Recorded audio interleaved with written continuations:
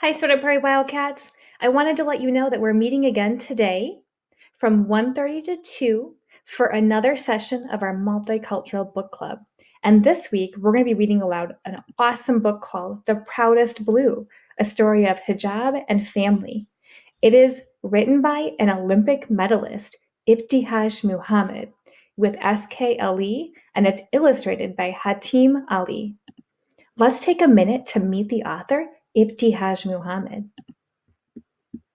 And there it is. Muhammad ducks the assault. When I qualified for the Olympic team, the focus was about me being the first Muslim woman in hijab to represent Team USA at the Olympic Games. She will become the first American athlete to compete in the Olympics wearing a hijab. The traditional covering worn by some Muslim women. Do you know how important that is?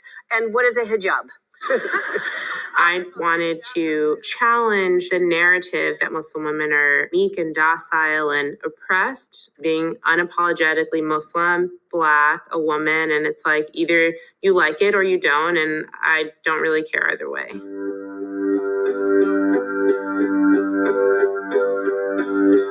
I've always been super active. As a kid, I played softball, I tried tennis, I ran track. My teammates wore tank tops or shorts, but my mom always had to adjust the uniform so it would adhere to the tenets of my faith. When I was about 12 years old, my mom and I were driving past the local high school and we saw athletes that had on long jackets, long pants, and they had on these masks. That's when we discovered fencing. Once I found fencing, it was the first time where I looked like my teammates, and that was just this really gratifying experience for me. As a young athlete, I really looked up to Serena and Venus. They never conformed to what the tennis community wanted them to be. And through their prowess, they forced society to accept them as they were. And that was something that I wanted for myself within fencing. When I qualified for the Olympic team, my life immediately changed.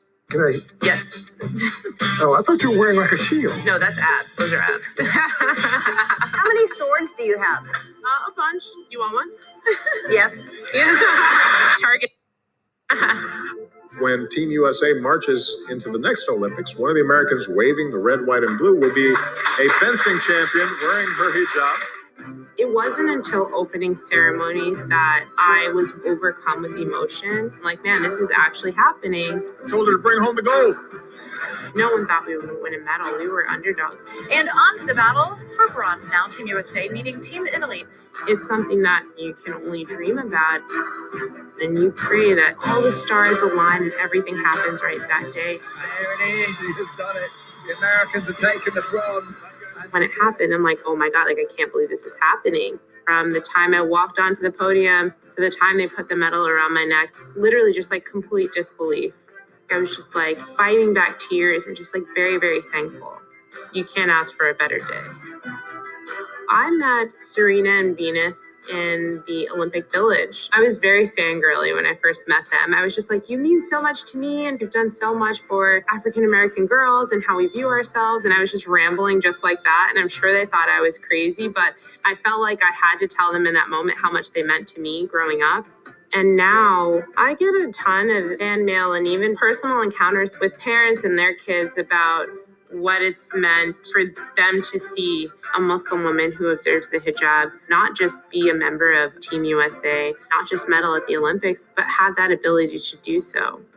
Being a source of inspiration, hopefully being a source of light for our community is the most rewarding experience that I've had.